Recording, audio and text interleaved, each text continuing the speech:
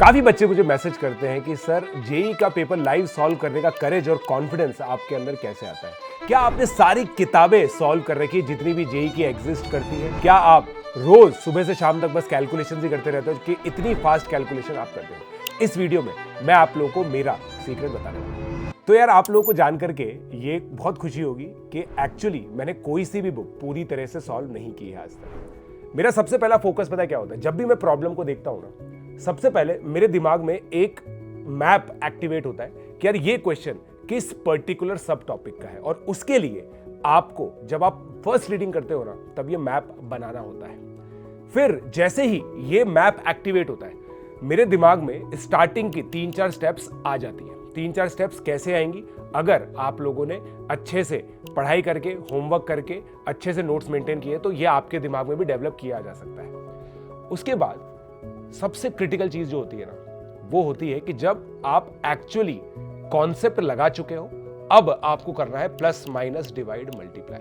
Plus minus divide multiply की बहुत सारे मैनिपुलेशंस होते हैं जो over the period of time मैंने सीखे हुए हैं, समझे हुए हैं, और वो मैनिपुलेशन आप तभी सीख पाते हो जब आपने एक प्रॉपर किसी अच्छे एडुकेटर से पढ़ाई की हुई है। एक चीज और मैं तुम्हें बताऊंगा जो सबसे ज्यादा बड़ा सीक्रेट है। कुछ कैलकुलेशंस है ना, मुझे याद भी है, ठीक है। आप लोग सोचते होंगे कि सर केमिस्ट्री की तरह सब्जेक्ट थोड़ी है ये तो मैथमेटिक्स है, यहाँ तो हर चीज लॉजिकल है, यहाँ पे तो हर चीज लॉजिक से डेवलप की जा सकती है। बट कुछ कैलकुलेशन मुझे याद है। आप लोग अगर मेरी क्लास में देखते हो, स्ट्रेट लाइन की इक्वेशन मैं एक लाइन में लिखता हूँ, डिटर्मिनेंट बहुत फास्ट सॉल्व करता हूँ। उसके अलावा अगर आप लीनियर इक्वेशंस इन 2 वेरिएबल्स की सॉल्विंग देखेंगे वो भी बहुत फास्ट है। कहने का मतलब ये है कि, और ये सबसे बड़ा गोल्डन रूल है, गोल्डन रूल ये है, अगर आप ये सोचते हैं कि 100 डिफिकल्ट क्वेश्चन सॉल्व करके आप जेई के लिए बहुत अच्छी तैयारी कर रहे हैं, तो उससे बेटर ये है कि आप 1000 इजी क्वेश्चन आप प्रिपेयर कीजिए। 1000 इजी क्वेश्चंस जब आप करेंगे ना किसी चैप्टर के, तो उसकी काफी सारी कैलकुलेशंस आपकी मसल मेमोरी का पार्ट बन जाएगी। और सबसे बड़ा सीक्रेट पता है क्या है कॉम्प्लिकेटेड प्रॉब्लम्स का? Complicated problems are nothing but sequence of simple problems. वो इतनी बड़ी सीक्वेंस हो जाती है ना कि वो लगने में बहुत कॉम्प्लिकेटेड लगती है, बट जब उसको देखा जाता है इन इटसेल्फ कि अच्छा ये पहला चेक पॉइंट है, ये ऐसे किया जा सकता है, ये दूसरा चेक पॉइंट है, ये ऐसे किया जा सकता है, ये तीसरा चेक पॉइंट है, ये ऐसे किया जा सकता है। So in a way it is like playing a chess.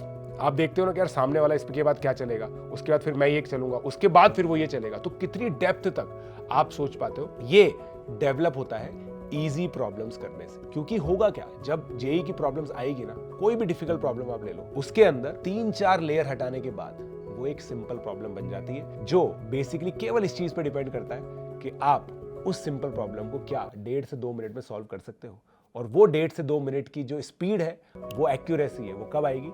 जब आप 1000 इजी क्वेश्चंस सॉल्व करोगे। सो डू नॉट बार बार मैं डू नॉट बोल रहा हूं, do not go for difficult problems, do not be mad about difficult problems।